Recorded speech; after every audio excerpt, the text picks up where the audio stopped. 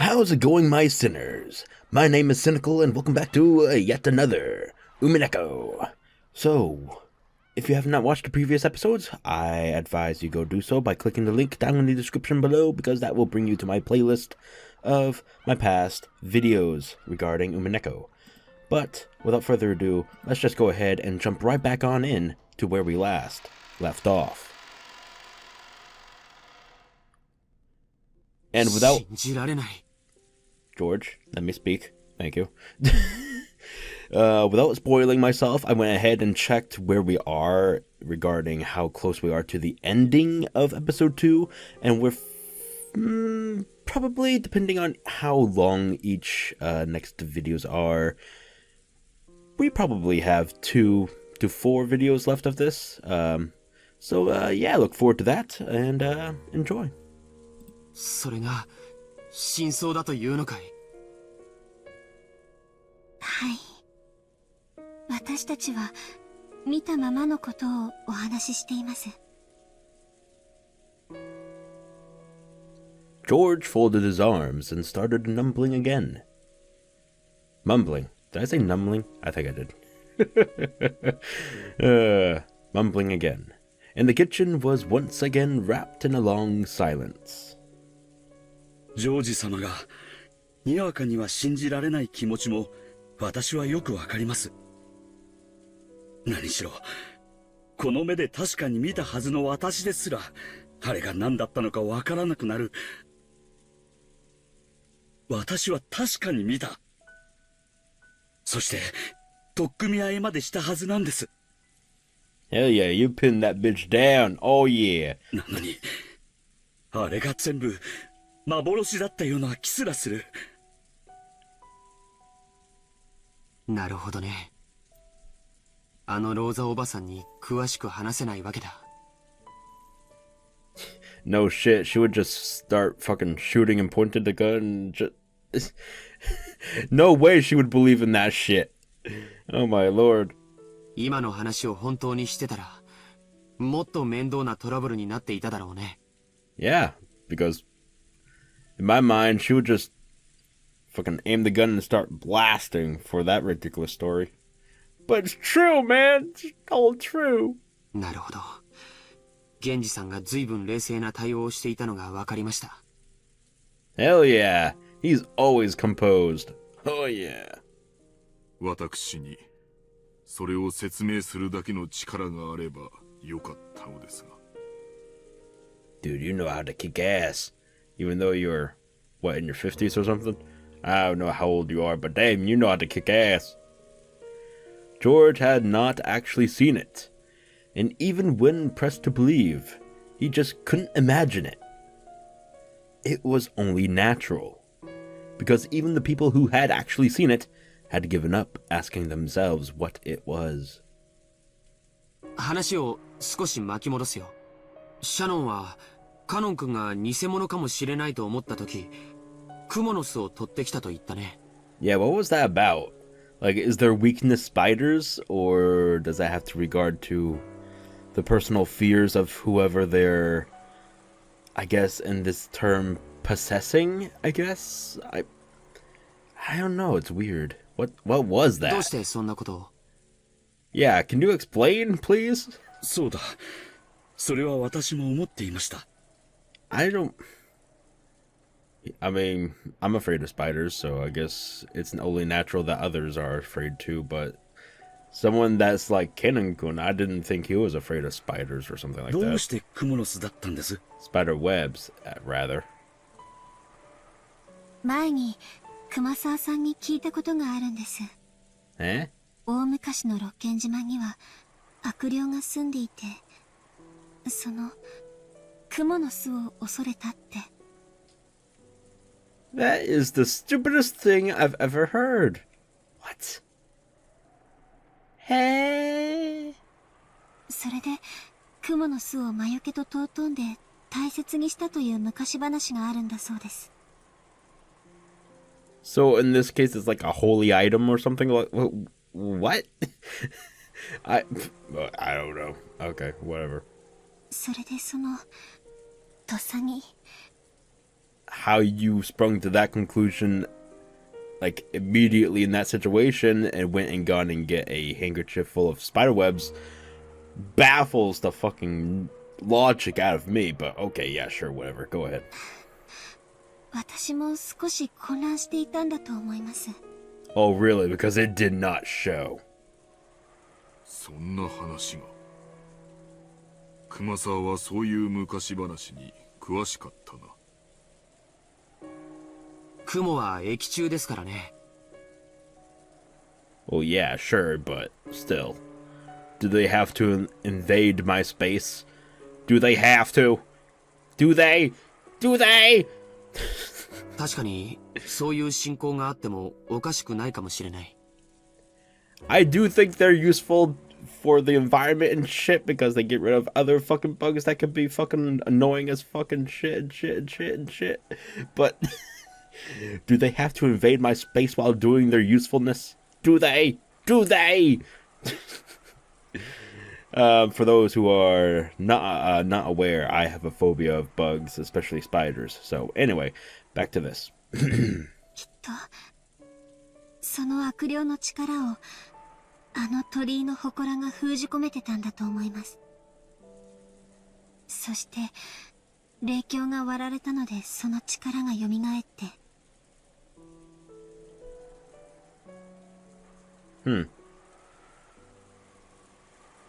Okay, well now you're going to have to explain why you know that the spirit mirror was broken that was inside that shrine, because, well, now they're going to suspect that, well, obviously you did it.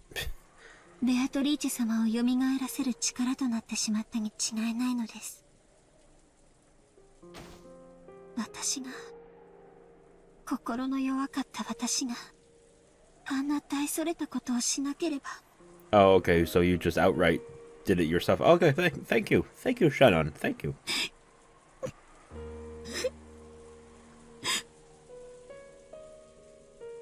シャノン、その話はもうしなくても大丈夫だよ。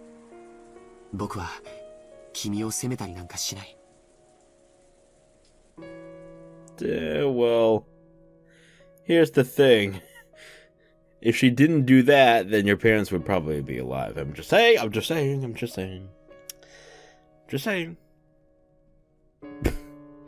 Since long ago, Shannon had often suggested that there was some kind of occult cause for her meeting with George.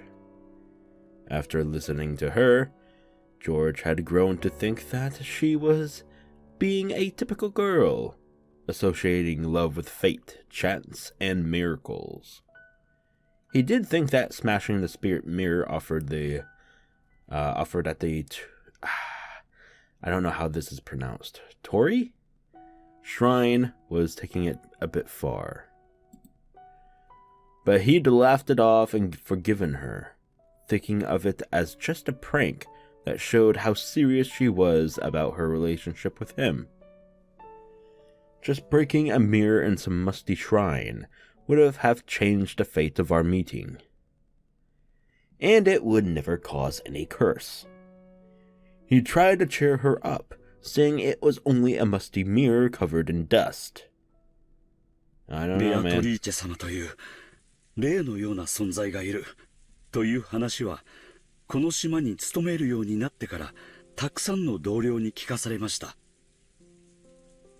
最初はバカバカしいと思っていましたが、それを批判するとなんだか不謹慎そうな空気があったもので、私も表向きは信じているように振る舞っていきました。しかしまさか本当にいたんです。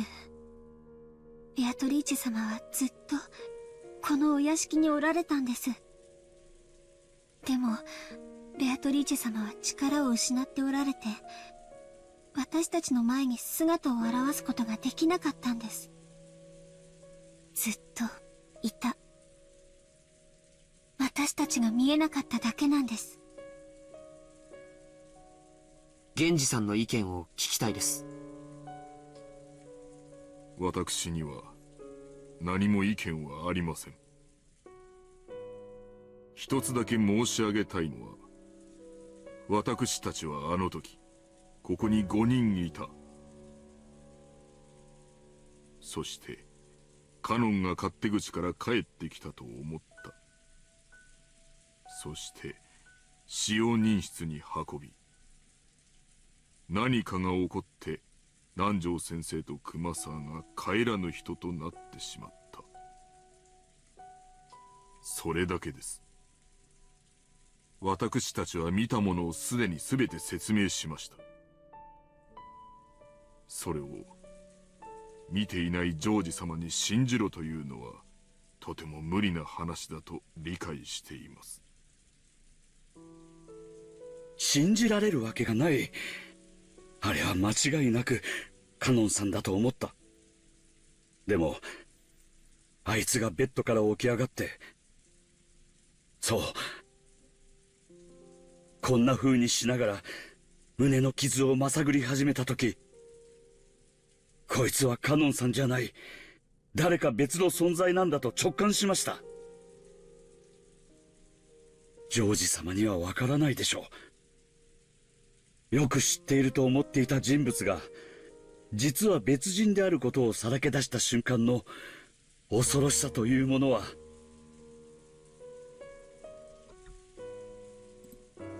説明できない。とても説明できるわけがない。わかるよ。郷田さんがそれほどまでにショックを受けるどんな恐ろしいことがあったのか、僕は察するよ。ありがとうございます、ジョージ様。And they all fell silent again.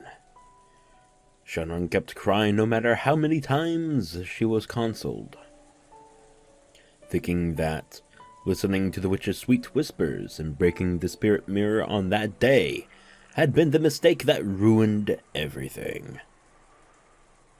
君に囁いたという魔女は、その鏡があると力を失うんだね。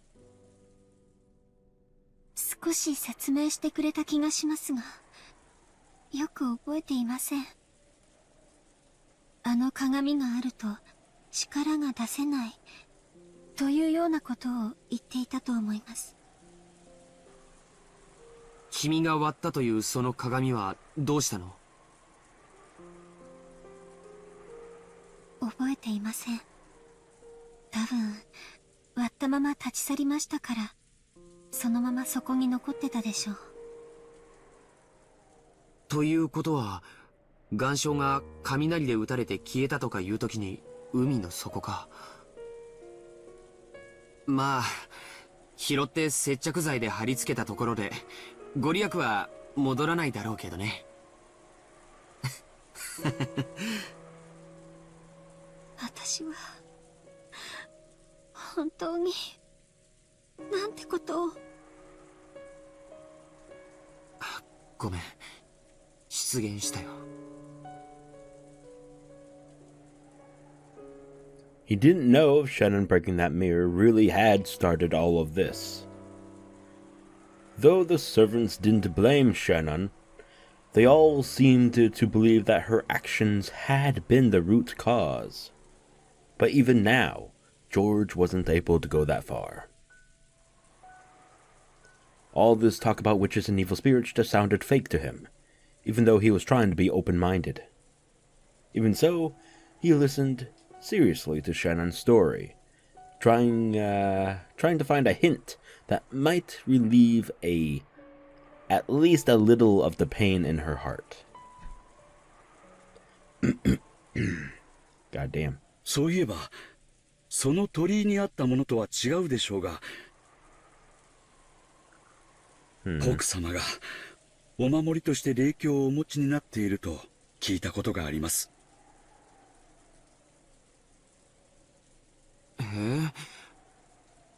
夏日おばさんが？はい、おじい様の形見分けか何かでもらったものだそうで、とても強い魔除けの力を持つ由緒正しい霊鏡だとかなんとか。同じ話は私も聞いたことがある。鏡は良くないものを反射して弾き返す力があるのだとか。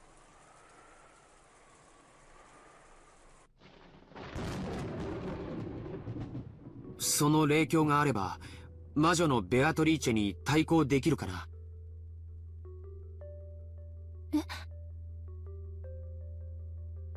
When George proposed this, the servants looked up. 祀っていた鳥居と祠はもうないかもしれないけれど、霊境がもう一枚あるのは重要なことだよ。夏日おばさんの実家は神職にも通じていると聞いたことがある。それは本当に単なる鏡ではないかもしれない。確か奥様は宝物箱に入れて大事にしまっているとおっしゃっていたような気がします。そんなに大きいものではないのかもしれません。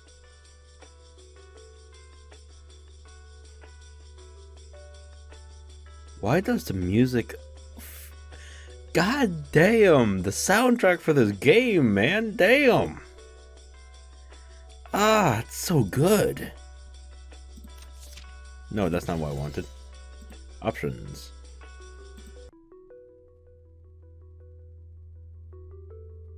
Oh, that replayed. Ah, god damn it. But it's so good. Come on. Oh well. Movie spoiler level? Old, no spoiler? What the fuck does that mean? Oh.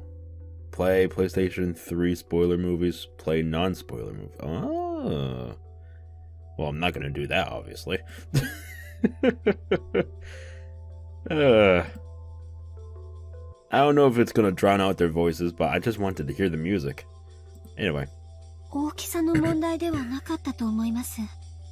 私が割った鏡も一見大したことのない小さな鏡に見えました。Oh my god, it's so good. I feel like this song in particular is pretty familiar. Ah, shit. Where have I heard this one before? Have I heard this one before? It's at the top. It's at the very top of my head. I just... Fuck, man. It's like with some kind of detective music or something like that, you know? Anyway, sorry. 相手がオカルトなら、こちらもオカルトの手段で対抗するしかない。Hopefully it's not drowning out the sounds, like them talking. I'm sorry if it is. But you have to agree with me. The music is awesome. ただこうして座っていても何も解決しない。単なる気休めだとしてもやってみる価値はあるよ。Of course, this didn't mean George had accepted the witch. However, he thought it'd be necessary to have some kind of purification ceremony to heal the wounds in Shannon's heart. So this story about Natsui's spirit mirror was really convenient. 行こう。魔女をやっつけようなんて大それたことは言わないよ。でも、魔女から身を守る魔除けがあってもいいと思う。前にマリアちゃんに聞いたんだけど、おじい様の部屋の扉は強力な魔除けが施されているんでしょ。さすがおじい様だね。オカルトに対する防御も十分だったわけだ。行こう。夏日おばさんの部屋へ。しかし奥様の部屋には鍵がかかっていると思います。マスターキーはローザ様にお返ししてしまいましたし、キーボックスのある使用人室も施錠されてしまいましたし。ならばその鍵は夏日おばさんが持ち歩いているはず。 Oh god damn, you're gonna go back and... Oh, that's rude, man. Let her die in peace. Don't go rummaging through her person. 礼拝堂にはまだ夏日おばさんの遺体があるはずだ。 God damn it. 警察が来る前に勝手にいじってしまうのは悪いことだけれど、それについてはちゃんと説明しよう。Yeah, that you needed her key to get into her room, to get a spirit mirror, to get a fucking chance to go fighting against a fucking witch. What the fuck? しかし、礼拝堂の入り口も鍵がかけられております。While the music's at the low point, I'm gonna bring it back down. Yeah, there you go. It was actually drowning out the voices a little bit, so. ゴーダさんの腕力じゃガラス1枚割れないのかい？その辺の石で叩き割ればいい。大切な礼拝堂の窓を破ってしまっても、よろしいのでしょうか。おじいさまに怒られるときは僕が責任を持つよ。僕はもともと今日後ろ宮家の全員と戦うつもりでいた。君との婚約を許してもらうためにね。だから元よりその覚悟はある。ガラスを割ろう。そして夏日おばさんの遺体から鍵を借りよう。George's announcement that he'd take responsibility seemed to have given the servants a great deal of courage. Shannon and Goda looked at each other, then looked at George's face again. オカルトに詳しいおじいさまだもの。夏日おばさんの霊境の力だってきっと理解してくれる。大丈夫。怒られたりなんかしない。奥様の鏡で本当にベアトリーチェ様をもう一度封じることができるでしょうか。わからない。でも試す価値はあると思う。なら行こう。表はどんどん暗くなっちゃうよ。急ごう。シャノンは懐中電灯を、ゴーダさんはガラスを割れそうな道具を、ゲンジさんはすみません、傘の用意をお願いします。はい。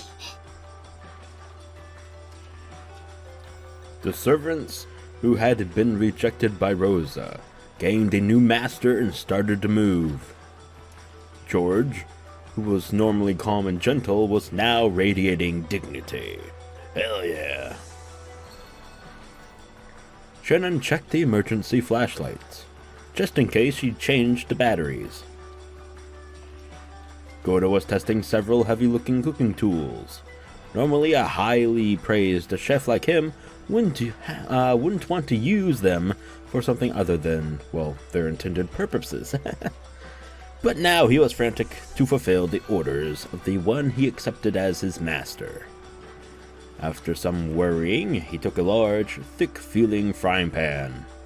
Hell yeah, strike those heads with a frying pan. Ka-ching, bitches. Genji removed, several umbrellas from the umbrella stand set in the corner near the kitchen door. Why the hell are those there? He took 3 of them. ゲンジさん、私はご一緒できません。 Why not? ご用命の時に全員がいないようなことがあっては、後ろ宮家使用人頭として恥ずかしいことです。そんな源氏さん、今のこの屋敷で一人でいることがどれだけ危険かあなたもわかるでしょう。私はいけぬ。親方様からいつお呼び出しがあってもいいように、私はここにいなくてはならぬ。源氏様、言ってジョージ様にお仕えするように、くれぐれも粗相のないように。ゴーダ、手本となるようよろしく頼む。はい、お任せください。必ずやお役目を果たします。本当にいいんですね、ゲンジさん。はい、私はもうこの年です。今日までの人生は全て親方様に受けたご恩をお返しするための日々でした。このような老いぼれがどうなろうと、全てはルーレットの飯だ。私はどのような結果が出るのかをここに座って見届けたいと思います。 Why do you have to speak so slowly and smallly? God damn it! Speak up!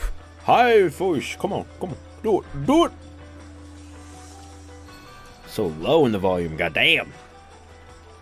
As Genji said that, he sat down, as though saying that he didn't intend to discuss this anymore.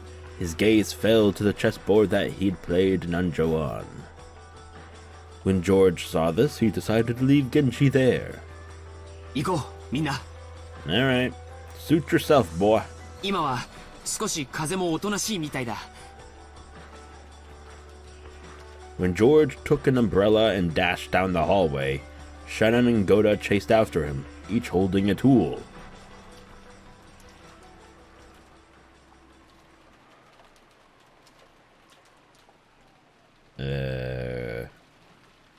After they flew out of the room, Genji quietly stretched his hand out to the side of the chessboard.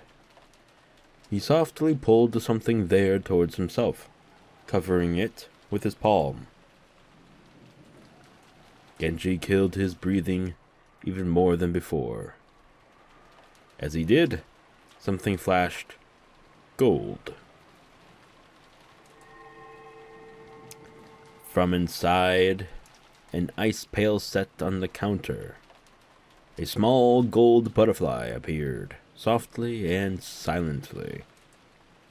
It was almost as though it had seen George and the rest off, and was trying to secretly chase after them.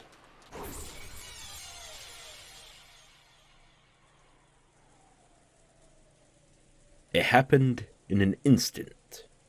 The elegant gold butterfly, flapping its wings, was pinned against the wall by the knife Genji threw.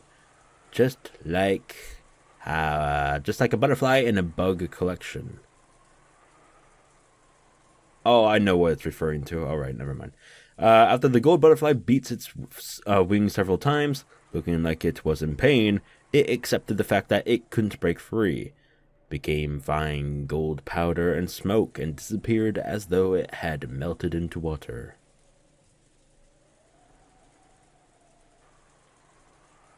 Genji still gazed down at the chessboard as though nothing had happened. Damn, he's badass. Maybe he would think up a brilliant move very soon. But no matter what move he made, his opponent would not be able to respond for all eternity. Even though he knew that, Genji searched for a brilliant move. It must have been the perfect way to kill time, during the short period before some fate would be given to him. He didn't know what result the roulette would bring about, but that decision would be made very soon. No one could interfere with the tumbling roulette ball.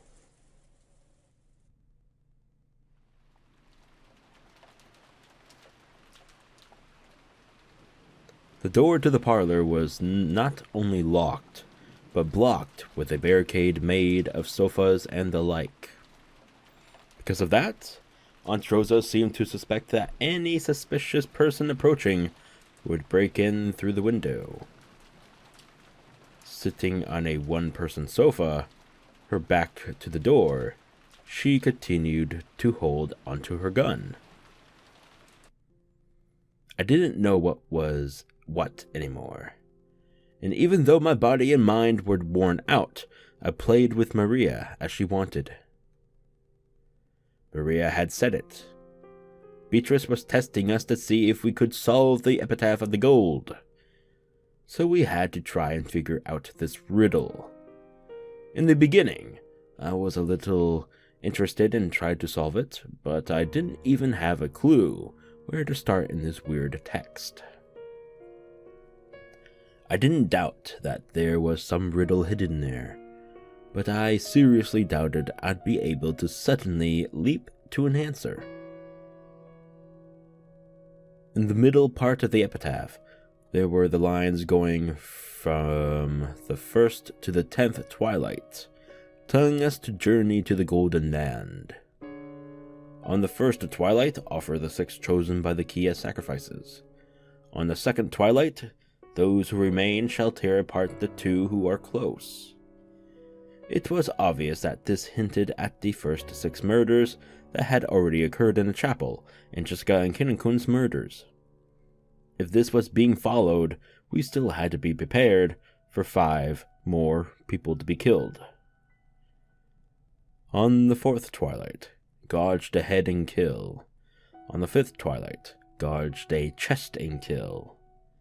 On the 6th twilight, gouged a stomach and kill. On the 7th, gouged a knee and kill. On the 8th, gouged a leg and kill. Dr. Nanjo and Kumasawa Ba-chan's corpses still haven't been found. However, if this follows the pattern, and they're the sacrifices for the 4th and 5th twilights, they'll surely be found in a pitiful state, with their head and chest gouged out.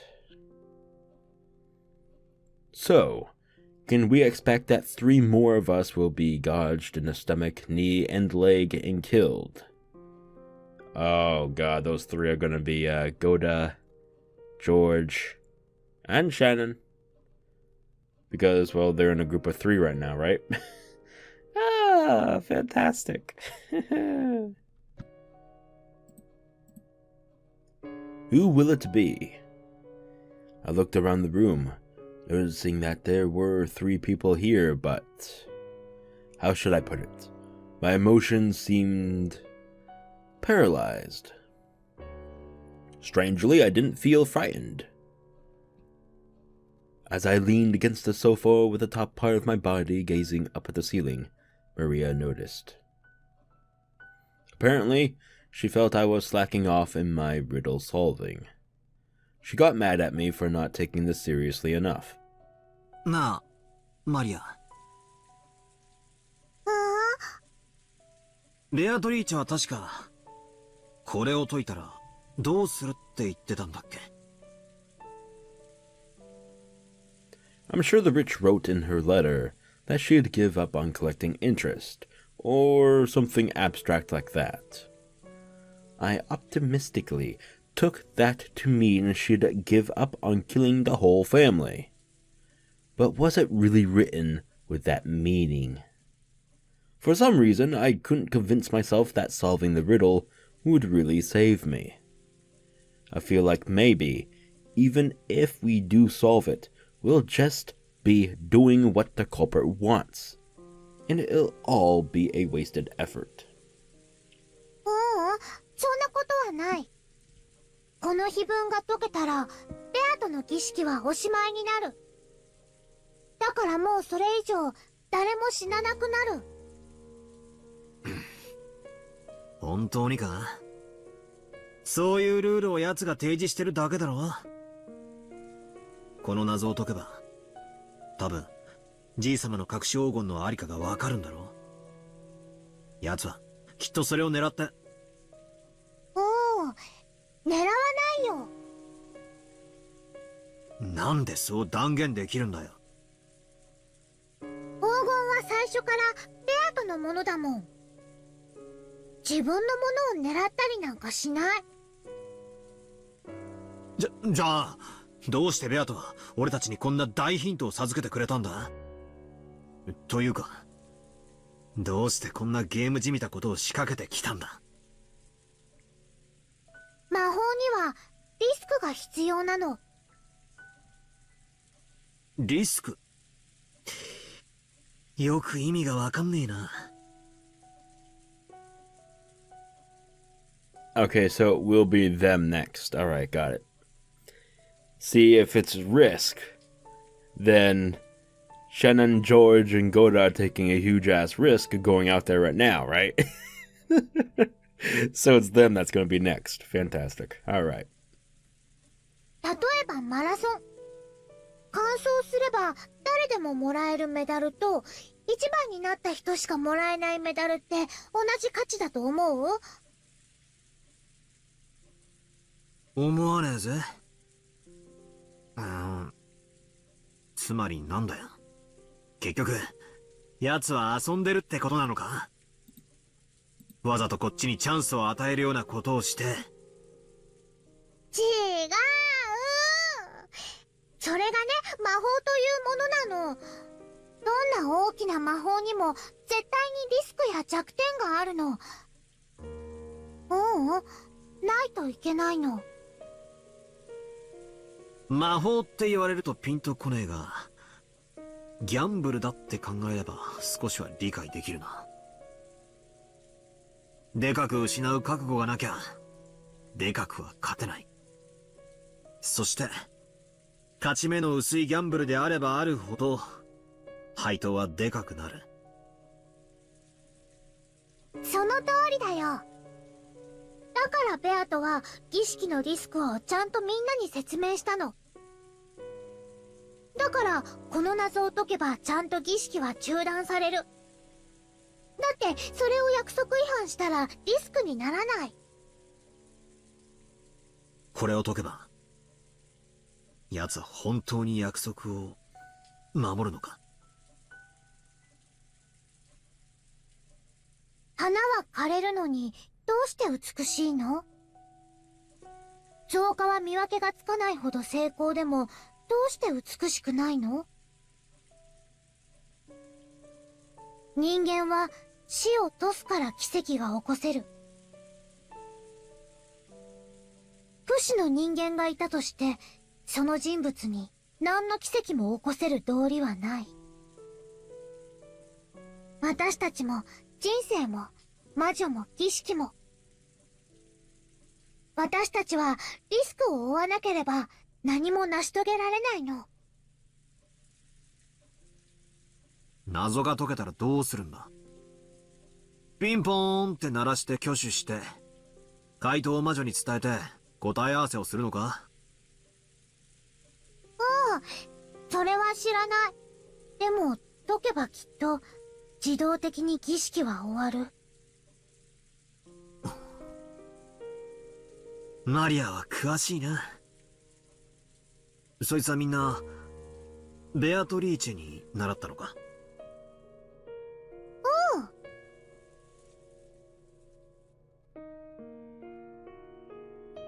？So, if you don't bear a risk, nothing could be gained.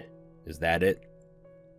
That definitely is the way of the world, but it's sort of in conflict with the chessboard thinking I like so much.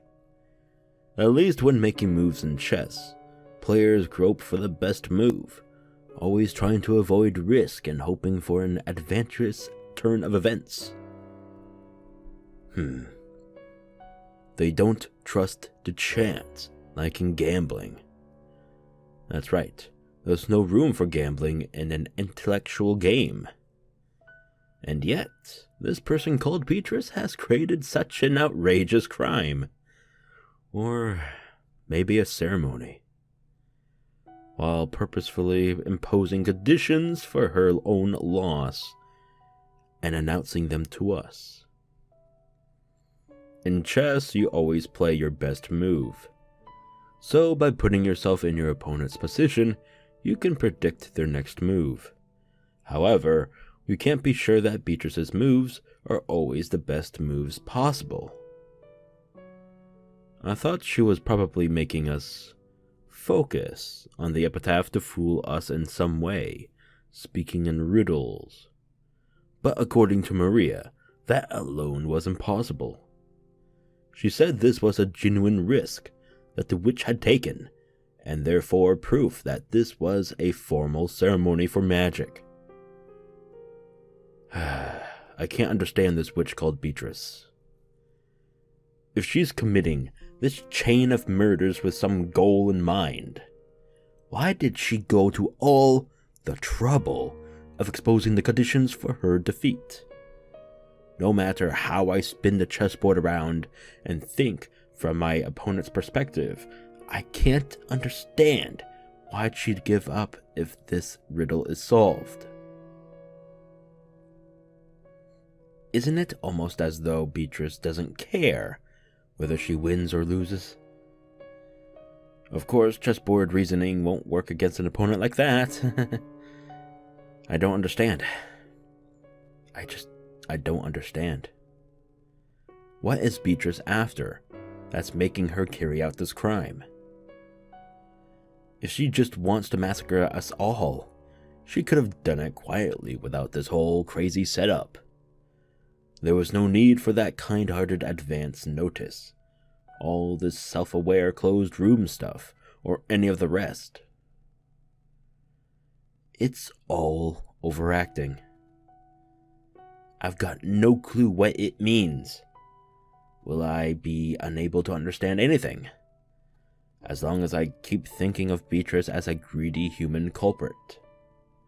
If I don't accept her as a witch, will my chessboard thinking be stuck before I've even lined up the pieces?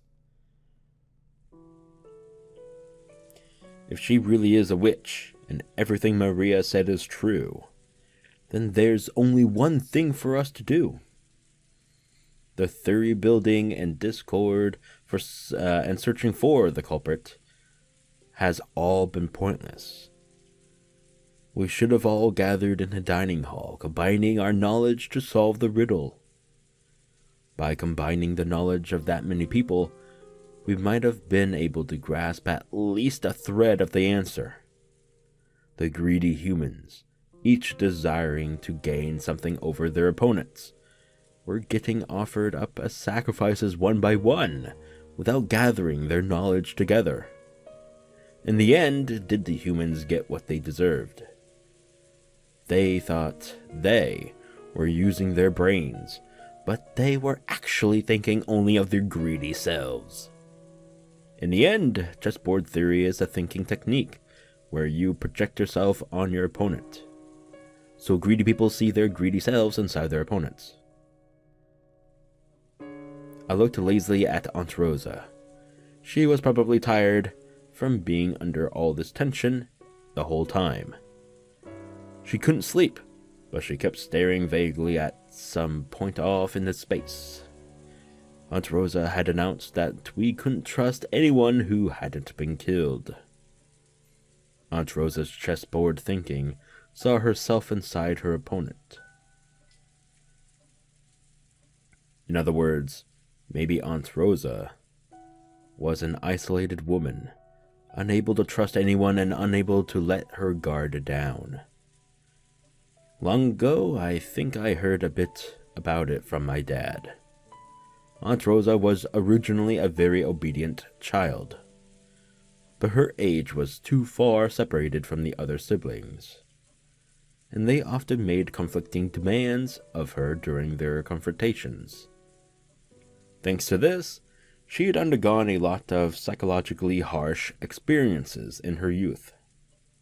Often, when she copied one of her siblings, another sibling would give her a hard time. True, Aunt Rosa said many things today that could be taken as abusive. But that means those words were once showered upon her, which is why they were engraved in her vocabulary. The many abusive words that she'd spoken were also words that she'd been showered with in the past. Now that I think about it, I've had the feeling that her style of speech sometimes has traces of Uncle Cross or Aunt Eva in it. Yeah, I actually did notice that last episode. She was speaking very closely to as if she was like having the same speech as Aunt Eva here. Like she started just a little bit started dragging out her words like Aunt Eva did, and well, her abusive remarks a little bit like at the end of last episode with the servants. Yeah, that was not pretty. That was not pretty at all. Anyway, sorry, I'll shut up. I'd understood it as them being similar because they were siblings, but maybe it wasn't just that.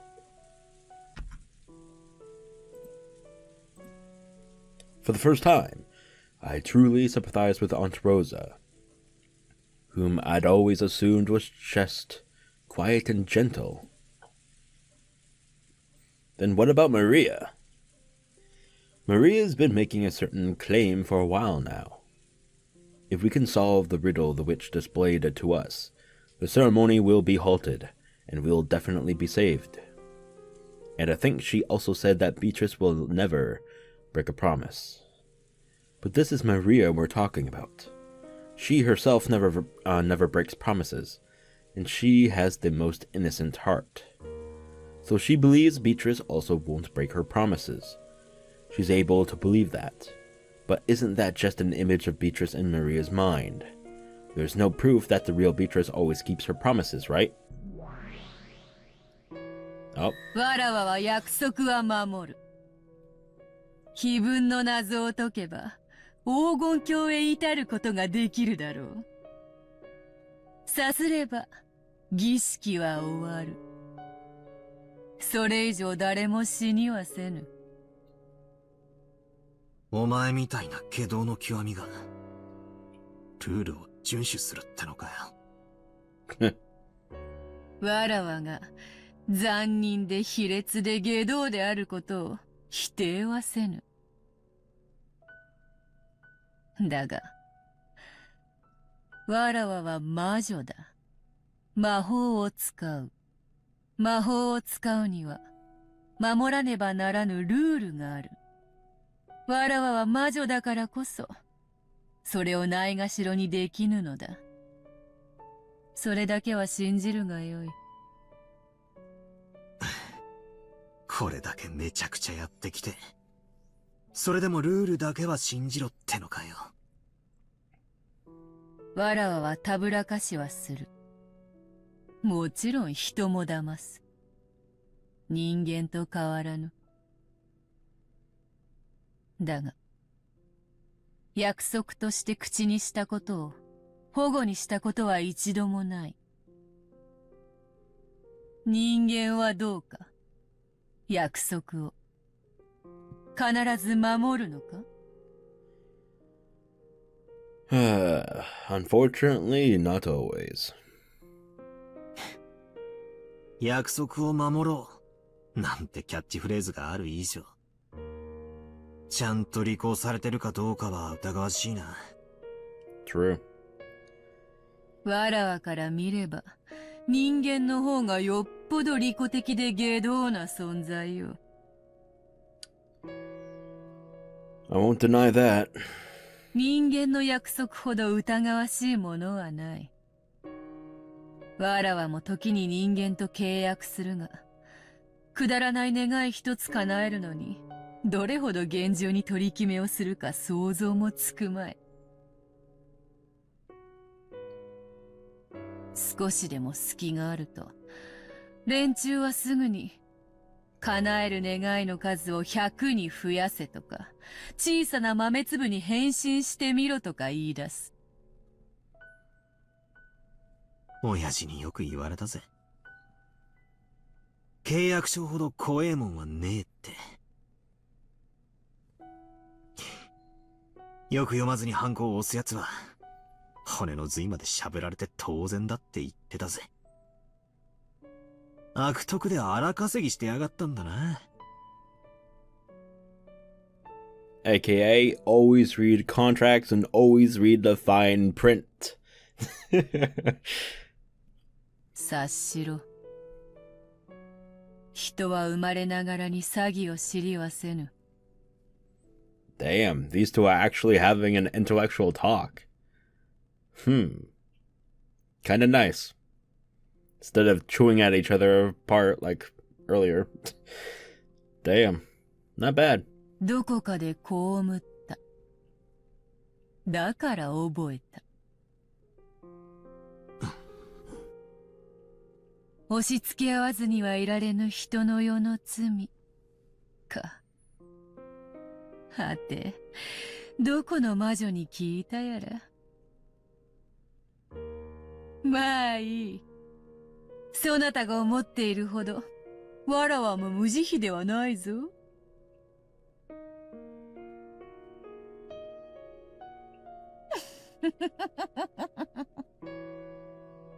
嘘をつけ。これだけの大勢を。しかもまた。Yep, there he goes. こんな残酷な方法で殺しておいて、何が無慈悲ではないだ。約束は守るだと？いい加減なことを言うな。俺はお前を認めない。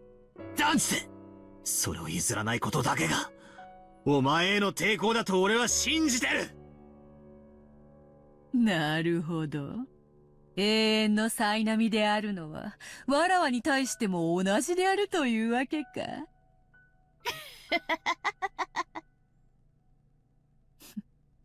かもしれぬな。1000年は長い。魔女の強さは、魔力より我慢強さで決まるのかもしれんな。なるほど。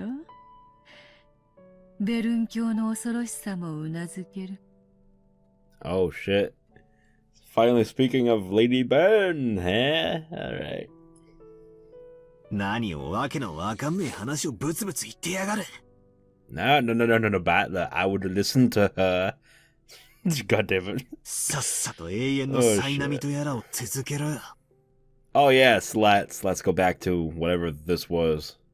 俺は1000年でも1万年でも付き合う覚悟だぜ。よいよい。少しは戦う気力も戻ってきたようだな。そうでなければつまらない。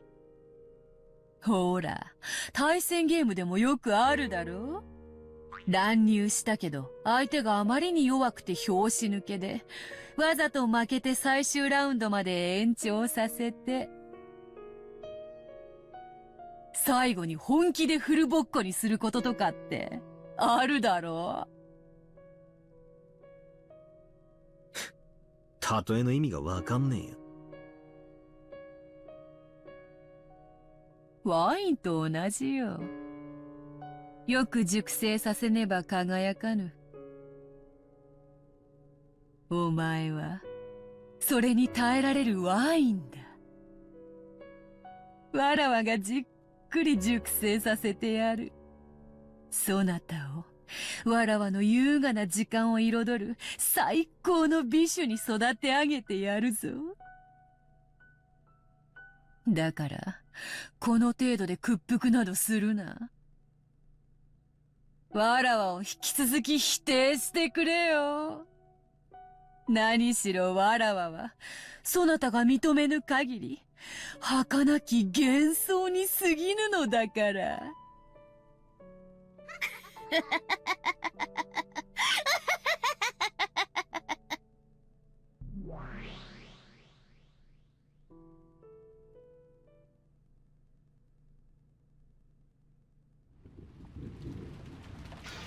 Alrighty then. 何度見ても辛いな。教中、お察しします。Why are the lights on? Oh my god. シャノンさん、鍵を頼みます。Oh, she has to do it? お亡くなりになられたとはいえ、奥様はレディーです。Oh, well, okay. Well, she's dead. I mean, whatever. Okay. 私には触れることができません。はい。Shedda nodded sharply, her expression filled with a sense of duty. George, Goda, and Shannon had broken a suitable window and were inside the chapel. Since they really hadn't wanted to break one, they'd search for another way in just in case. But in the end, after proving once again that there was nowhere they could slip in through, it only became more obvious that this chapel was a mysterious closed room.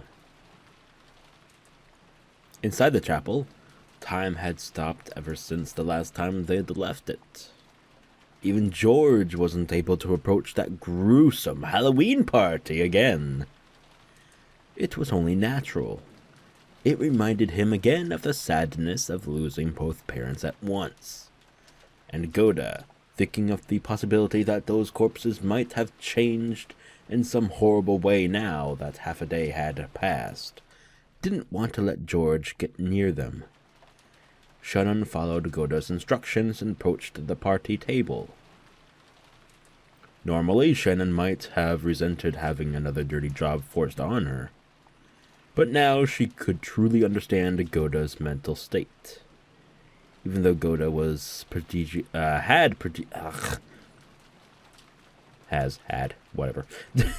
Even though Goda had prodigious skill, he'd gotten dragged into trouble, losing his job and ended up left out in the streets before Natsui gave him a new life. Oh, Natsui.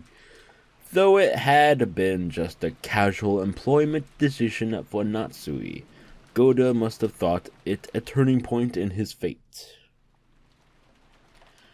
Those around Goda could see that he felt a special kind of loyalty to Natsui.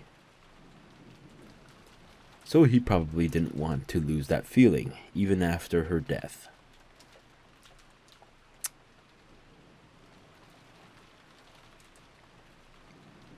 Now that half a day had passed, the bodies of Natsui and the rest had changed completely.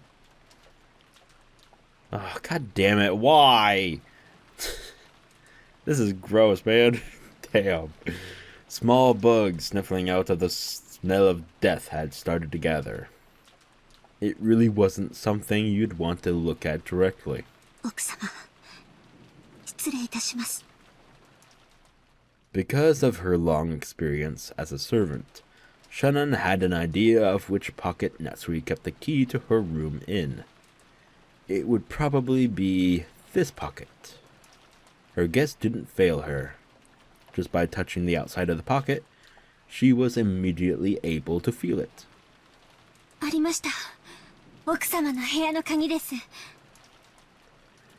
Shannon held the key up high, showing the others that it had been found. As George and Goda watched her, their eyes opened wide. That wasn't the expression Shannon was expecting, so it startled her. Yep, I knew it. Really? This music? This music? Dun, dun, dun, dun, dun, dun, dun, dun, dun, dun, dun, dun, dun, dun, dun. Oh, god. After all, Shannon hadn't noticed. George and Goda, watching from afar, noticed it first. After all, when Shannon held the key up high, a blizzard of gold leaf had seeped up from around the table. They were countless gold butterflies. It was the first time George had seen them, so it might have looked like some kind of illusion. Did I read that right? What? Oh, okay. Yeah, I blacked out during that sentence. Sorry about that. But Goda already knew. He knew that those gold butterflies were far from beautiful, and that they would bring about some kind of misfortune. Well, yeah, because Goda had that experience in the servant room. And that gold swelled, trying to suck Shannon in. Wait, what? Excuse me? Shannon-san! 走って!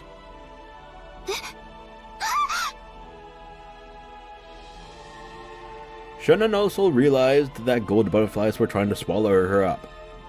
Excuse me? She ran unsteadily, her expression still shocked. As she did, the gold butterflies danced around her all at once. They grouped her. Excuse me? They tried to swallow her up. Excuse me? I'll stop with the joke. くそ、なんだこれは。これが君たちの言っていた黄金の蝶なのか。早く外へ。こいつらめ。くそ、くそ。 George and Goda rushed up to Shannon, driving off the cloud of butterflies, and while the butterflies were scattered, they ran towards the broken window. However, they needed a good footing to get out of the window, which was surrounded by shards of broken glass. When they'd entered, there had been enough time to prepare for that, but now there was none. 扉から出よう。足場を探してる時間なんかない。開かない。硬い。貸して。くそ、このオンボロが。ジョージ様、お早く。くそ、なめるな。うごー。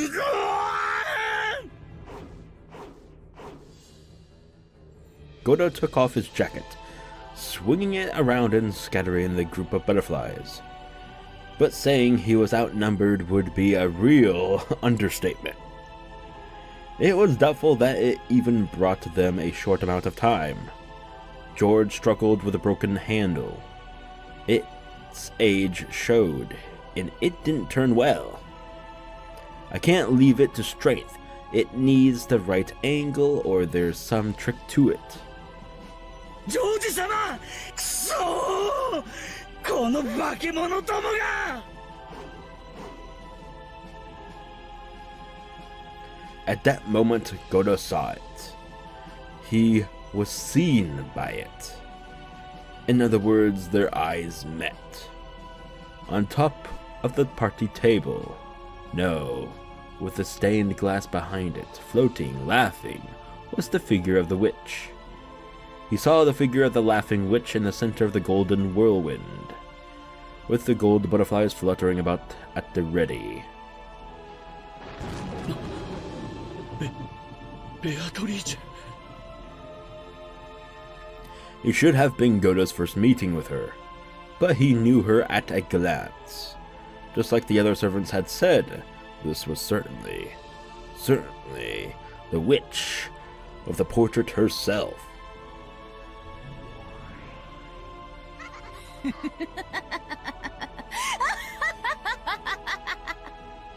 そろそろ晩餐の時間ではないか。すでにわらわはこの屋敷のホストである。そなたらを素晴らしきディナーで歓待しなくてはならぬというもの。おあつらえ向きに3人ではないか。これは実に好都合。うわ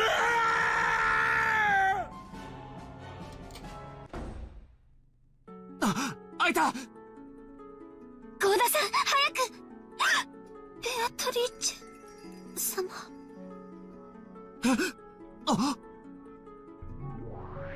足を止めてもよいのか。ここがそなたらの墓場にふさわしいというなら、それもよかろうぞ。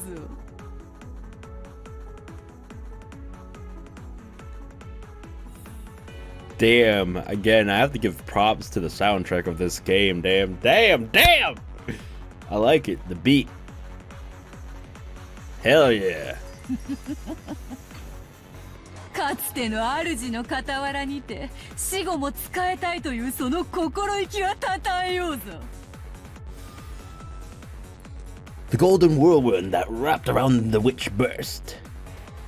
It was like an evil hand had literally spread its fingers and was trying to attack them. The cloud of gold butterflies attacked with a fluttering sound. 急ぐんだ。足を止めちゃいけない。George's voice brought Shannon and Goda back to their senses. Standing here now would make them like frogs getting stared down by a snake. They had to resist. They had to fight this incarnation of the new brutal and frightening order in which Rokkenjima had been enveloped. There was no time to take out the umbrellas. The three of them dashed out into the pouring rain. The three of them never realized because they didn't turn around, but the gold butterflies apparently couldn't handle the rain too well, and this hampered their ability to chase after the humans. The three people ran from the golden pursuers and flew into the mansion. 愉快。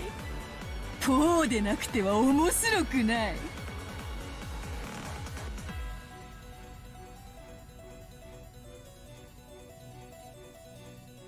They unlocked the door and dashed into the room. A bit of the scent from Natsui's favorite gentle incense remained in there. However, there was no time to let that calm them now. どこにあるんだ？宝物箱の中って言ったっけ？話に聞いただけです。実際にどこにあるかまでは。多分お化粧台かベッドの脇にあるんじゃないかと思います。 Shannon's womanly sensibilities led her to conclude that. But next to the bed, there was only an incense burner, a half-read novel, and glasses. However, the dresser was elegant and had many drawers, and it would be understandable if she kept some of her valuables there. 夏日おばさん、ごめん。 He began to violently open each one of the drawers. He had to hurry. He couldn't exactly... No, sorry, read that wrong. He couldn't actually hear footsteps, but he had the feeling that the witch was approaching. He had the feeling that her laugh was approaching. He emptied the drawers one by one and examined the contents. Every small box for makeup looked like a treasure box. And the amount of effort it would take to inspect all of them made him feel a little dizzy. この箱かもしれません。鍵がかかってて開きません。 At a glance, it looked slightly larger than a music box. When shaken, it rustled as though various small objects were inside, but it was locked and didn't open. 普通鍵はすぐ近くに隠しておくものです。あるいは常に身につけている人もいるかも。わからない、わからない。やむを得ない。壊そう。でも乱暴にはできないね。中の鏡を割ってしまうかもしれない。こじ開ける道具はないかな。そう。 Goda looked all over the room, trying to see if there was some tool that they could use, and he noticed the door, which had been left open ever since they'd entered. He approached the door to close it, and saw the abominable shadows of people approaching from beyond the darkness in the hall. Yeah. No, it wasn't shadows of people, because they weren't human at all. ジョージ様、急いで。 Goda's voice trailed off. It was the shock of seeing a procession of those not of this world. He was a servant, so he knew all the servants working for the Ushiromiya, there we go, family. But he didn't know about these. However, they were definitely servants. Oh, are they talking about the ones in red from Beatrice's collection or whatever? And not servants working for Ushiromiya, Kinzo, and Cross. Oh. Never mind, it's Goat Boy. These new servants, who worked for the new master of the mansion, the Golden Witch Beatrice, had goat heads and bright red boiling eyes of lava. Oh shit. You're fucked. Oh, okay. You're not exactly, visible, but okay. As the new master laughed, loudly and trimly directed at 6 of the new servants, he saw them approach. I said that right? He saw them approach, piercing the darkness as they came. Of course, she was clad in the gold butterflies that were her symbol. Goda hurriedly closed the door and locked it. I don't think that's gonna do much. However, just as he locked it, it returned to normal, just as though a spring or something had knocked it back. Yeah, okay.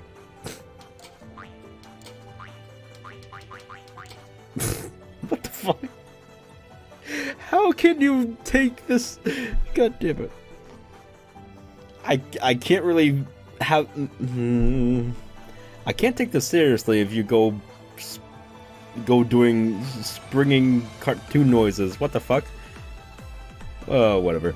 It gave the illusion that some prankster beyond the door was unlocking it every time he locked it. They couldn't have reached the other side of the door yet.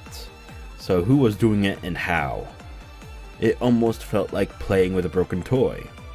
Pling boing. Click boing. Dice? I don't know, whatever.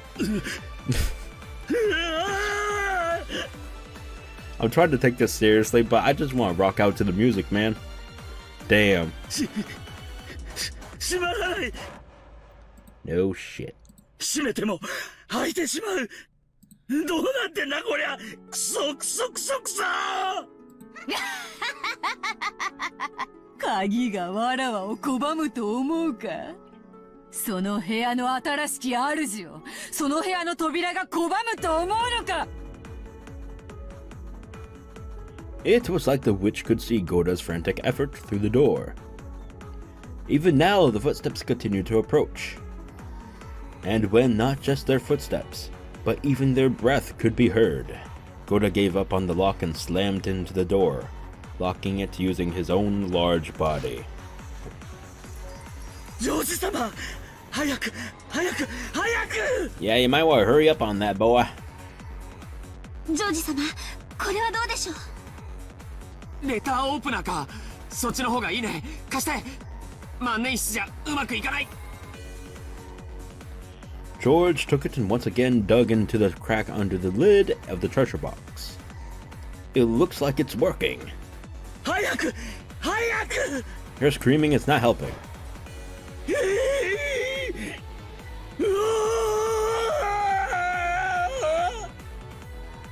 The pressure from across the door grew even stronger. Goda screamed. This wasn't a war cry during a test of strength. He was terrified. He was simply terrified that nothing but a single wooden door was stopping him from touching something not of this world. But he was still lucky. He wasn't touching the things directly, because they were on the other side of the door. So if he were to touch them directly, Goda's cry would surely turn from something brave into a pathetic, piercing scream, and therefore one that was more real. Oh shit. Well, I can't really do research purposes right now, can I? Damn! Joking aside, Goda couldn't believe what was happening right before his eyes. Coming through the door, an arm was slipping straight through the wood like it was water, as though doing this was the most natural thing in the world. And it rubbed the back of Goda's hand as he frantically tried to hold the door shut. It slid up his arm. Sexy time? To his chest. Oh, yeah. And then up to his chin. Oh, don't go snapping his neck, please. By now, Goda's scream wasn't even audible anymore. He could hear a sweet whispering voice from across the door. It wasn't coming from the witch, but it sounded like a young woman. However, that didn't change the fact that came from someone not of this world. Hello. Research purposes. Alright, there we go. かわいい。ねえ、見てるの走馬灯。教えてね。 For science.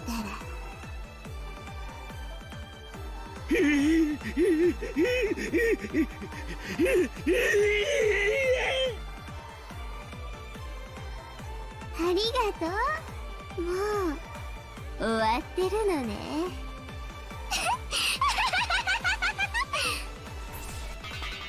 What the fuck? Flashes? What?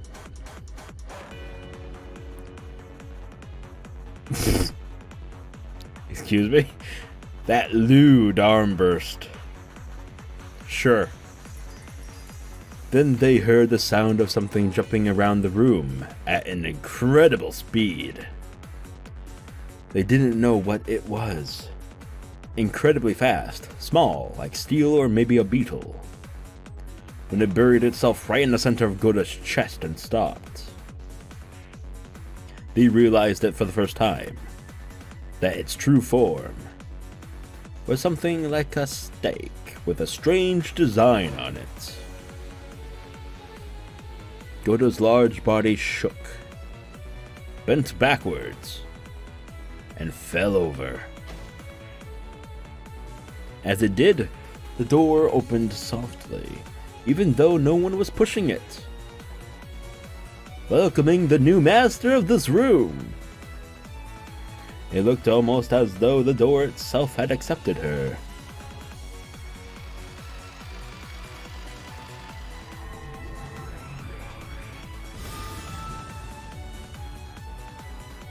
The goat attendants came in one after another, 6 of them. Then that witch came in, and the gold butterflies came in. The room was wrapped in a blizzard of gold leaf, which fell and piled up, turning it more and more into the world of gold.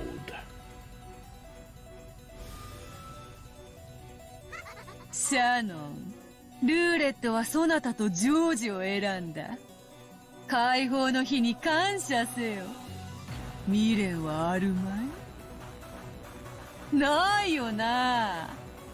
惚れた男から婚約指輪をもらって、夜も共にしないうちに殺されてしまっても未練なんかないよな。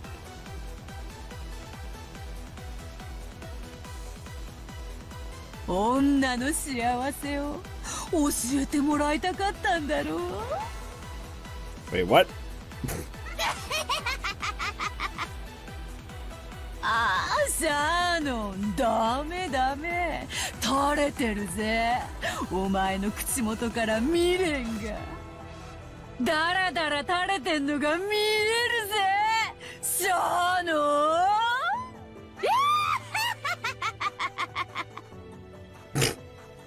What the fuck?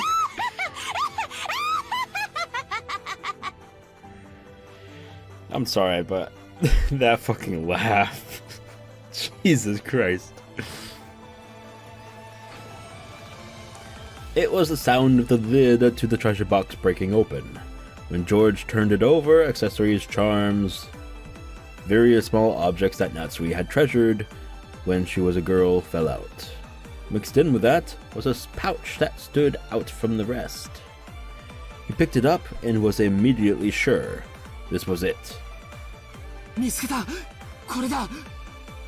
いいって及ばなかったの。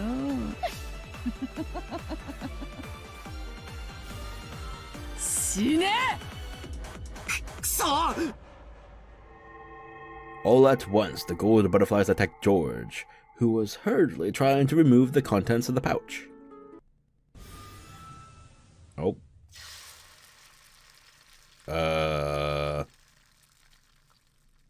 Yes. At that time, a bright red flash seemed to light up the room for an instant. That red flash seemed to cut a hole in the cloud of gold butterflies, raging around the room, drawing a circle with Shannon at the center.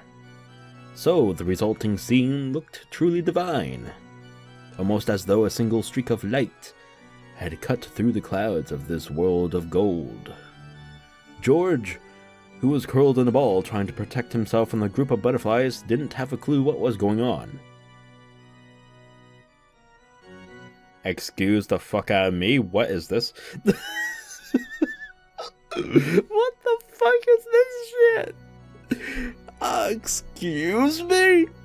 Did I enter the world of Mecha right now? What the hell is this shit? An hour 19 minutes in. Fantastic. Then he noticed that Shannon was standing guard in front of him, shielding him. As she glared at the witch and the rest with a serious face, she'd never seen, him before. 忘れていた。そなたもまた、金蔵の優れた家具だったな。それも、カノンよりだいぶ熟成した。カノン君を、よくも、殺したことじゃない。よくも亡骸を消し去り、その名誉まで汚そうとしたな。おやおや、シャーノ。それを怒ってるのか？カノンに会えなくて寂しいなら、わらわに頼めよ。いつだって会わせてやるというのに。 Low blow, man. Come on. God damn.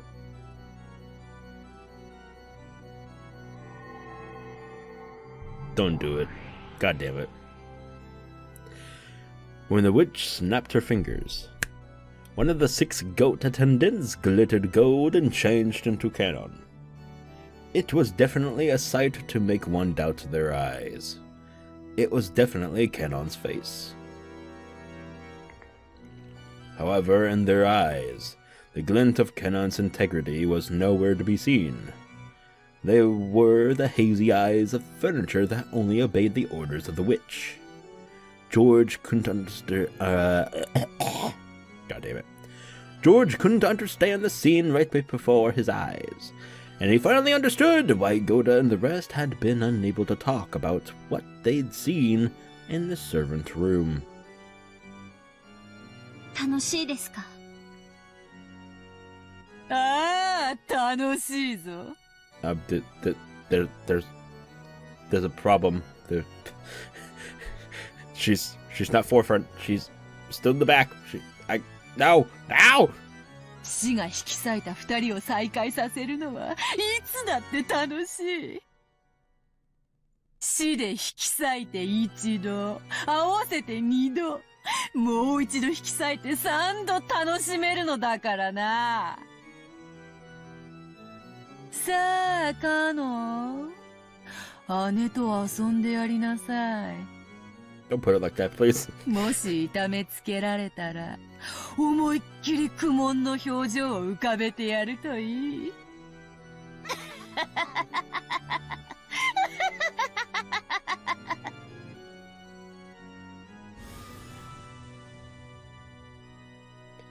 From the impostor cannon's arm, a strangely shining curve extended. He planned to tear Shannon apart with that. With a single stroke he could attack Shannon, who still hadn't prepared her heart, and... 許さない。一度ならず、二度までも死者を汚すなんて、許せない。ほざくな。弟に殺されろよ、ショーノ。きっといい夢が見られるぜ。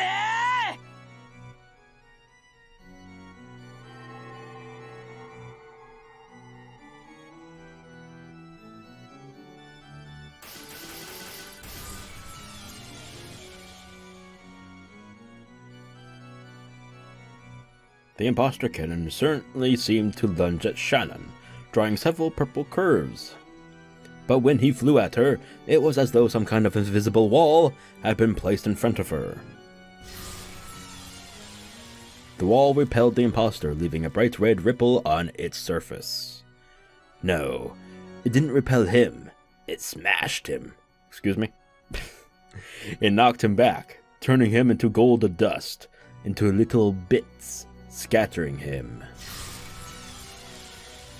Well, that foolish furniture, who had taken Cannon's form and even disgraced his honor after death, broke into countless gold butterflies. And then those butterflies themselves broke into pieces, and those pieces were broken into pieces. Okay. Reese's Pieces. Son of a bitch. Until they were no longer butterflies, but a golden splash that faded away. シャロン。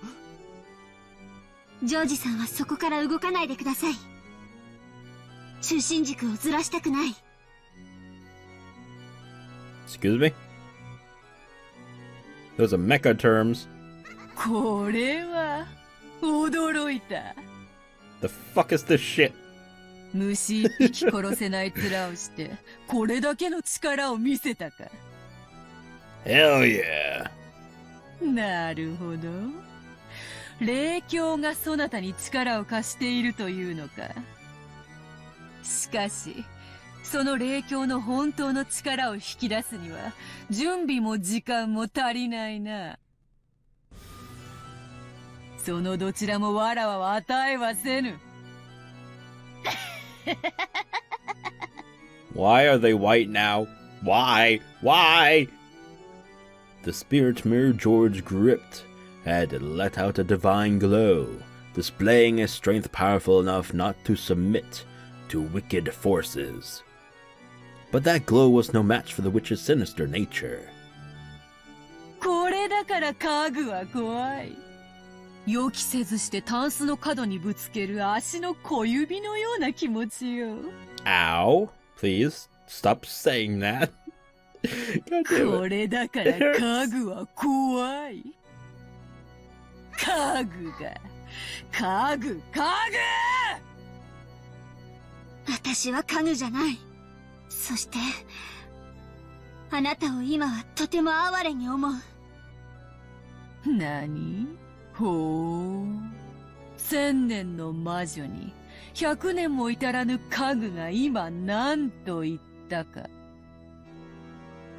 あなたはとても哀れな人。愛し合う二人に未練がないわけがない。でも、あなたの期待するような未練はかけらほどもない。語るか、家具の分際で。ジョージと結ばれたくて、わらわの靴を舐めた日々を忘れてわらわにそれを語るか。愛に生き、泥念を這うが人間。それを嘲笑い、見下しているつもりで、あなたはそれにはるかに劣る。私は、今こそあなたを哀れに思う。愛し合う二人にとって、添い遂げることにどれほどの意味が。意味はある。きっとある。でも、それはあなたの言うこととは全然違う。もっと新鮮にして、あなたごとき邪悪が口にする資格もないほどの新鮮な意味がある。だから、私にはすでに何の未練もない。ジョージさんと愛を誓い合った。その証として指輪を受け取った。それで永遠の誓いは完了した。あなたがどんな邪悪な魔法や悪意で私たちを災難だとしても永遠は汚さない。綺麗事を詩人のように語るな。愛は情欲なんだよ。少女漫画見たく綺麗事ばっかりで語れねえんだよ。Rude. 男どもはお前の匂いに惹かれて群がる虫歯えどもなんだよ。You can gladly go fuck yourself. Rude. そんなこともその年でまだ理解できねえのかよ。お前は失望するぜ。その後ろのメガネ男のどす黒い欲望、一度でも覗いちまったら、がっかり愕然唖然呆然全然ダメだぜ、ショーノ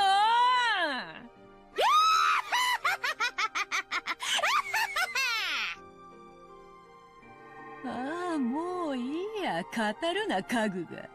この家具何様のつもりだよ、語りやがって。愛なんて結局はど汚ねえ汚物をどう綺麗に見せようかって欺瞞なんだよ。そいつに気づいて人は大人になるんだろう。死ねよクズ。家具スクラップ。お前を汚らわしいウジ虫に変えてやるよ。それでもそのメガネがお前を愛するか試してやるよ。そいつの愛のどぎたねえ現実ってやつを教えてやるよ。死ねえよガラクタが。てめえが愛を語るんじゃねえ。I get a feeling someone has never experienced love in their life. I'm just saying. Oh, shit.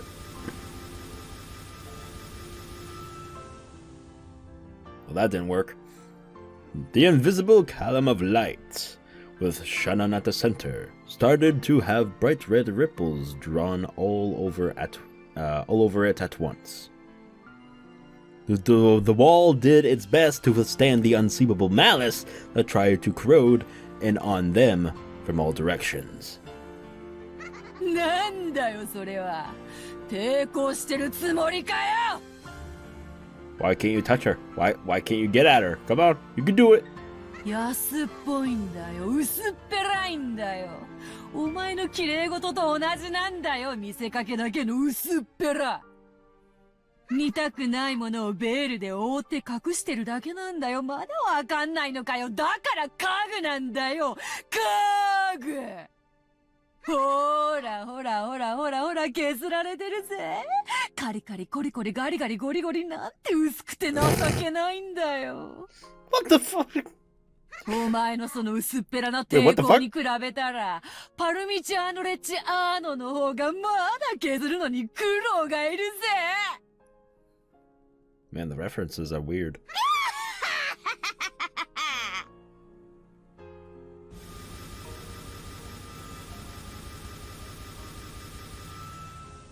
The golden windstorm that covered the room gradually began to shave the walls off the column that protected Shannon and George. The bright red ripples frantically drew a resisting pattern, but that just turned it into a red wall of despair that began to wrap the two of them up. 庄司さん、ごめんなさい。 Nah, I can't hold it forever, huh? やはり私には無理でした。ありがとう。君は僕のために戦ってくれた。それだけで嬉しいよ。Okay, that's not really needed. God damn it. The round wall that had once protected them was assaulted and covered with a curve of bright red ripples as it seemed to scream. And it begun to suck the two of them up instead. Really? Jesus.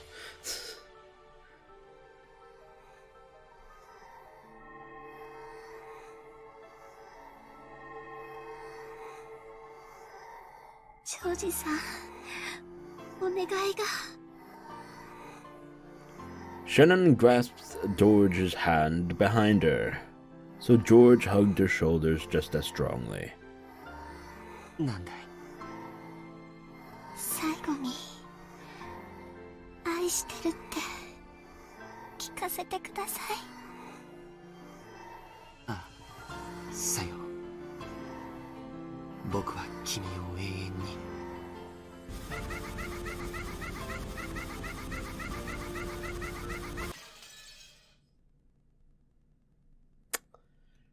Damn! You have to be so harsh? Fuck. 9? Yep. And still with the... I don't know if... I wonder if it's starting to be purposeful. Like, is it doing it on purpose? Like I don't know why it's doing that. I don't know. It's 9 now. It's 9 p.m. at the night. Ready for us to all die in glory. Hell yeah. Alright. I think I'll go on a little bit more. After Genji finished his late meal, he went out to do the nighttime rounds inside the mansion. He'd eaten some reheated soup that Goda had made, along with some random leftovers from the refrigerator.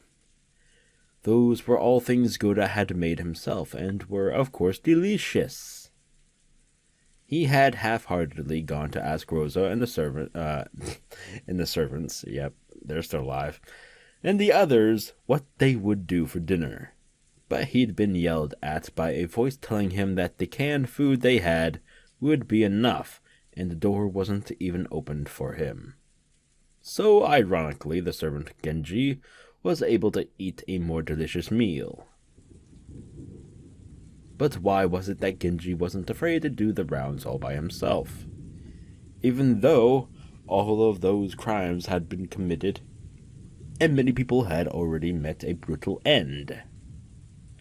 Judging by his appearance as he carried out his usual tasks without a trace of fear, as though everything was normal, you might think all of the horrible events that day had been no more than a dream or an illusion.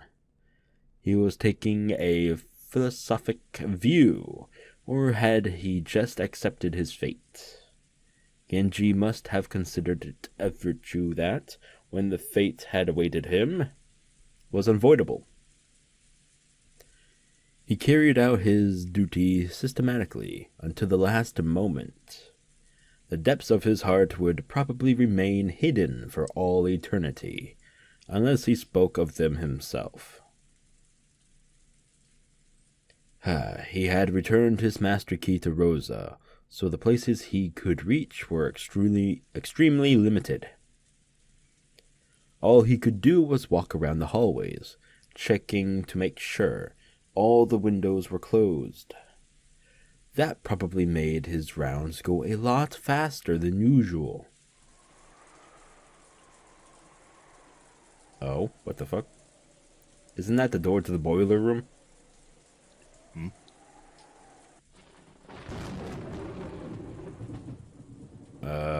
What the fuck? The hell? At the sound of a reserved knock, Aunt Rosa, who had been falling into a doze, or whatever the fuck other word that is. I know it's doze, but goddammit. Jumped and woke up, pointed the barrel of the gun at the door as she yelled. I was napping on the sofa, and that voice also brought me back to reality. Rosa-sama, Genji でございます。何か用なの？扉は開けなくて結構よ。そのままで話して。はい。それではこのままで失礼させていただきます。南條先生と熊沢の遺体を見つけました。なんだって。そう、わかったわ。確認に行きましょう。死体を見ない限り、私は誰も信じない。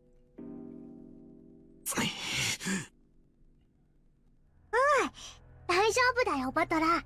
マリアといれば絶対に大丈夫。Maybe my face seemed to be darkened with anxiety. Maria grasped my hand with her small hand and spoke softly, trying to give me courage. Since it was Aunt Rosa's job to ready the gun and stand guard, it failed to move. God fucking Christ, I can't speak anymore. Maybe I should end it here. God damn it. It failed to me to remove the barricade of sofas. When I finished, I took a backwards glance at Aunt Rosa, who was pointing the barrel of the gun over my shoulder, and opened the door. Kenji-san, 二人の死体はどこに？中庭です。ご案内いたします。バトラ君待って。念のため部屋の戸締まりを確認していくわ。ちょっと待ってね。Aunt Rosa called me to a halt to prevent me from going on ahead, and began to carefully check the locks on each of the windows. But those locks had already been checked once. It felt kind of unpleasant, as though she suspected that I might have secretly unlocked them when she wasn't looking. No, maybe Aunt Rosa was right to be this cautious.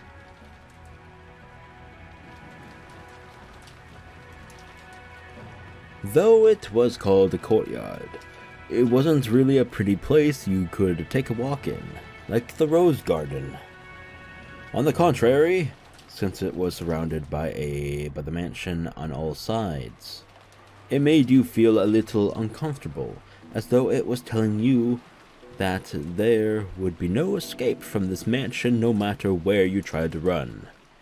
On the other hand, that meant that even though we could still hear the violent winds, the wind itself was blocked.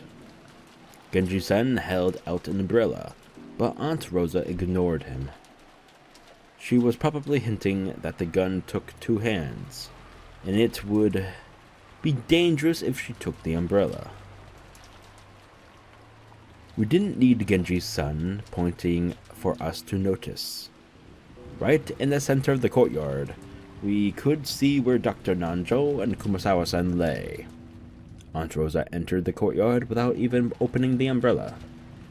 So Genji and I also entered the courtyard without opening one. Only Maria opened hers.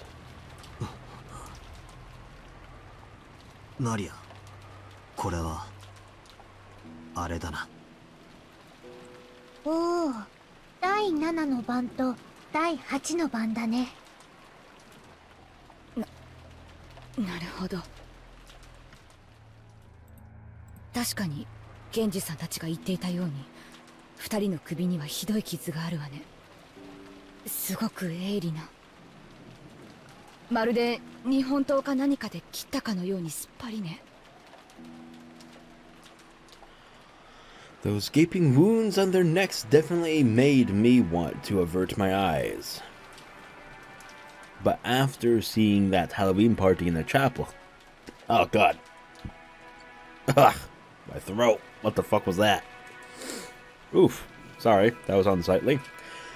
But after seeing that Halloween party in the chapel, even though they looked horrible, they were no longer enough to make me feel sick. More importantly, our gazes fell to their legs, to Dr. Nanjo's knee, to Kumasawa's ankle. Driven into each of them was something like a knife or a stake with a demonic design. They must have been the same as the thing that had pierced Jessica's back. これは何なの？ジェシカちゃんの時と同じね。何かオカルトの儀式のつもりなのかしら。わかりません。彼らの遺体を最後に見た時にはこのようなものはありませんでした。使用人室から運び出された後にやられたのでしょう。The one stuck into Dr. Nanjo's knee was still standing erect. But the one that had been thrust into Kumasawa-san's ankle might have been a little shallower. It had come out and fallen over. So by looking at the one that had fallen over for the first time, I realized that it wasn't a knife. It was something like a stake. Its full length was probably about 30 centimeters. It was probably made out of bronze or iron or something of the sort. Even without touching it, I could tell it had some weight to it. It was composed of a grip and a cone-shaped part, and it was obviously made to be a piercing weapon. Maybe it was like a miniature version of those lances Western iron. God fucking Christ. Lances Western knights used on horseback. The spiral-shaped ditches in it made it look like a small drill. However, the grip had an occult design modeled off a demon or something. So instead of a weapon used in war, it felt like something that would be used in a ceremony to offer up living sacrifices. 間違いない。生贄のつもりなんだな。第7の番に膝をえぐりて殺せ。第8の番に足をえぐりて殺せ。待てよ。それじゃ第4、5、6の番が抜けちまう。まさか。Of course. Why is Genji-san alone? If something like this had happened, why aren't George Aniki, Goda-san, and Shannon-chan here? Why was Genji-san alone? どういうこと？ジョージ君たち3人はどこへ行ったの？夏日奥様のお部屋を探し物に行きたいと言われまして、お出かけになりました。まだお戻りになりません。なんだって、その出かけたってのはいつ頃の話なんだよ。2、3時間前のことだと思います。そんな、なんでそんな大事なことをやっちゃなくて、なんで不審に思わなかったんだよ。常に一人使用人は待機していなくてはなりません。彼らが戻るまで待機しているのが私のお務めでしたもので。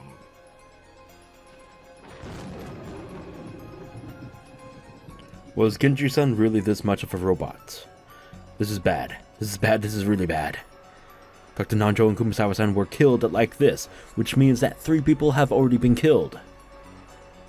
We ran towards Aunt Natsui's room, with a touch of anxiety and just as much resignation.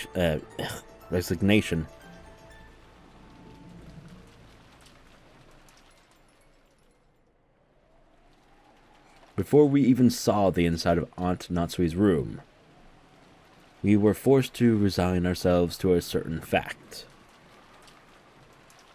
On that door was a bizarre scribble. No, filth. Anyway, the room wasn't in an ordinary state, and without even opening the door, we could imagine what we'd find inside. On the face of the door, how should I say it? Handprints done heavily with the same red paint as the magic circles from before. Had banged on the door, scratched at it, dirtied it. It looked like the aftermath of a kindergartner playing in the mud. I didn't know what it could mean. The bright red paint that had been slathered on was dripping down, and even though no one said it, it made us think of blood. 源氏さん、開けてください。 Aunt Rosa held her gun up high and ordered Genji-san to open the door. Genji-san approached it without seeming particularly troubled by that stuff on it, and turned the knob, but immediately turned around, shaking his head. It was locked. At that moment, there was only one person in this mansion who could lock and unlock doors at will, Aunt Rosa. This time, Genji-san asked Aunt Rosa to unlock the door, instead of the other way around. After frowning slightly for a second, Aunt Rosa handed me a master key and told me to open the door. バトラー君、これで開けてもらえる？そのくらいのこと、源氏さんを信用しても。Aunt Rosa glared at me intensely.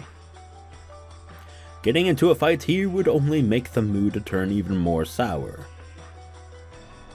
Without talking back anymore, I approached that creepy door and tried the knob. It didn't open. It was definitely the resistance of the lock. I stuck the master key into the keyhole. There was a slight resistance. Aunt Rosa told me to be on my guard, and I opened the door without really guarding myself in any way. And then there was a scene laid out before us that didn't betray my expectations at all. ひどい。やっぱり第4、5、6の番の再現だったな。おお。 The inside of the room looked as though a robber had just broken in.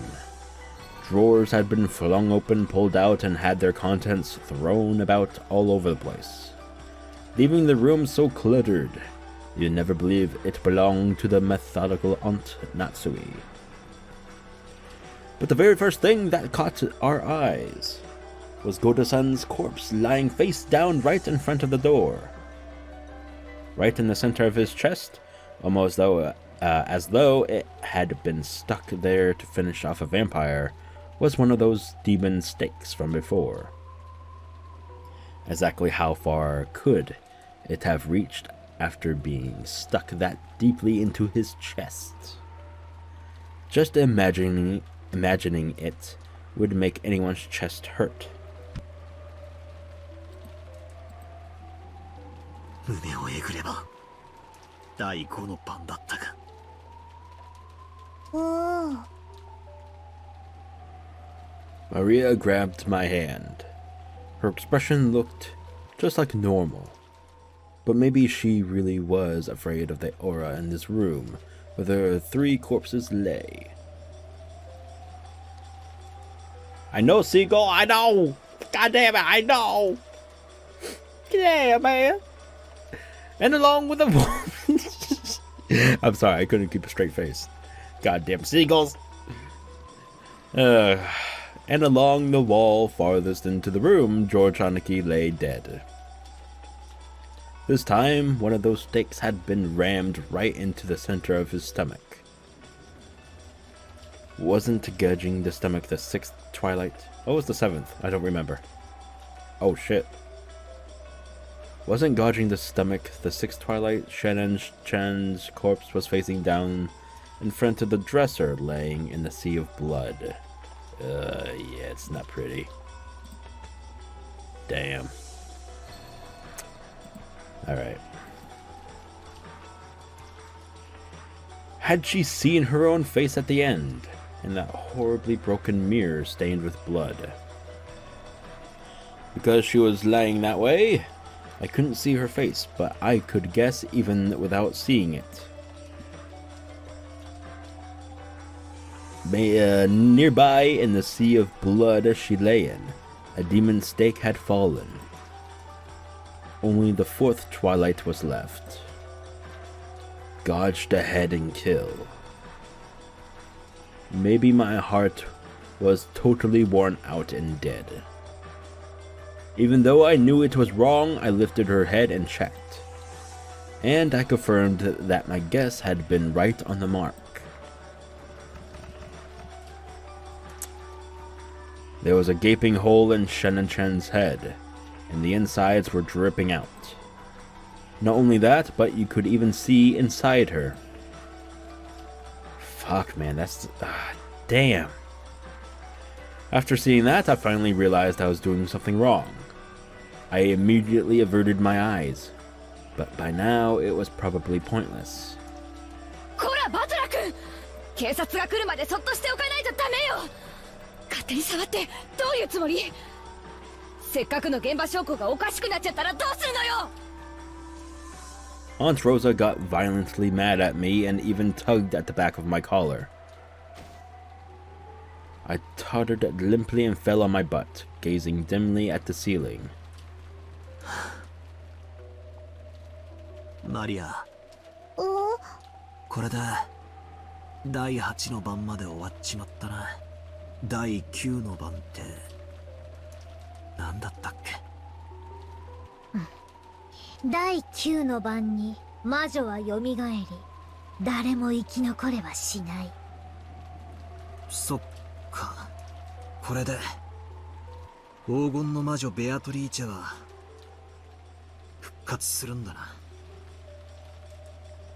そしてなんだ、最後の第10の番。第10の番に旅は終わり、黄金の里に至るだろう。黄金鏡の扉はもうすぐ開かれるんだよ。もうすぐ。魔女は蘇り、誰も生き残れはしないか。俺たちはこれから死ぬのか。それともこれで生贄の儀式は終了で俺たちの旅は終わり、黄金鏡へたどり着けるのか。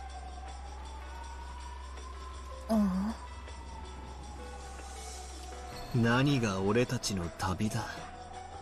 俺たちは今日一日犯人を見つけよう、事態を打開しようと散々頭をひねって何も至れなかった。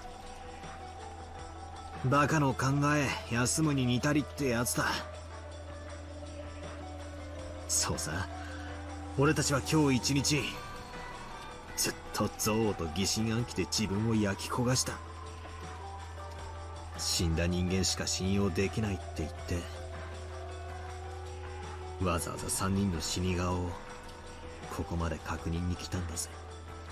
こんな俺たちがどうして黄金鏡とやらにたどり着けるって言うんだよ。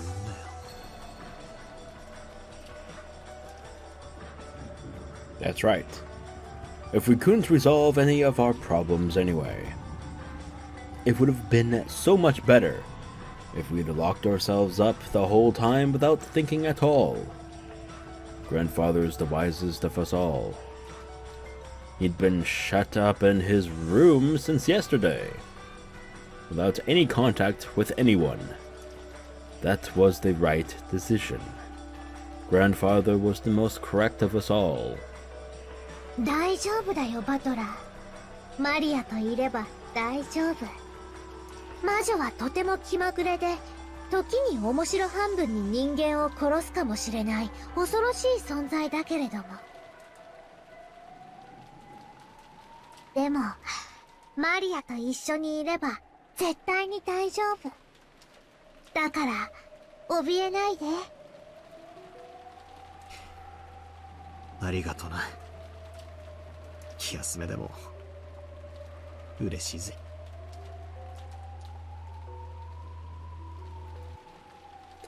After Aunt Rosa finished investigating their corpses, she announced that she'd seal this room again. Chased the rest of us out, stole back the master key she'd lent me, and locked the door again. Apparently, George Anaki had been holding the key to Aunt Natsui's room. She also collected that.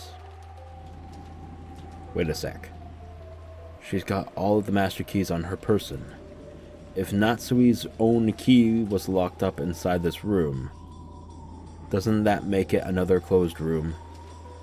So what? Is this the fourth closed room?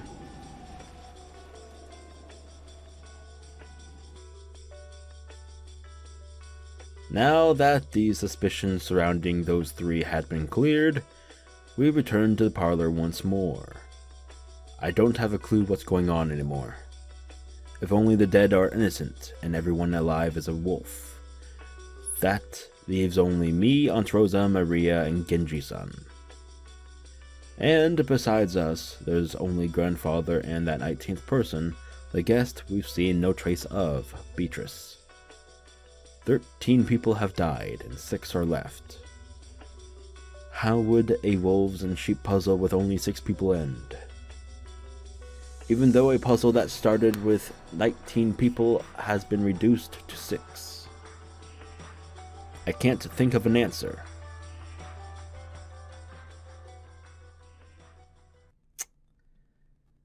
Oof. Alright, I am going to go ahead and end it here. We are very close to the end, I feel, so, most likely, maybe the next one will be the finale. If not, then the one after that. But, hopefully you all enjoyed this one. It was, quite a sight earlier with, Shannon displaying that weird-ass thing. I can only think of it as a shield at this point, but it was very weird, but pretty cool at the same time. And we got a little CG there with, you know, her corpse. Pretty fun stuff. God damn it, I'm an asshole. Anyway, I hope you all enjoyed. If you did, please leave a like, share the video, and subscribe to the channel if you haven't already, because there will be more Umineko and Higurashi soon, so stay tuned for that. And please, as a reminder, stay sinful, folks.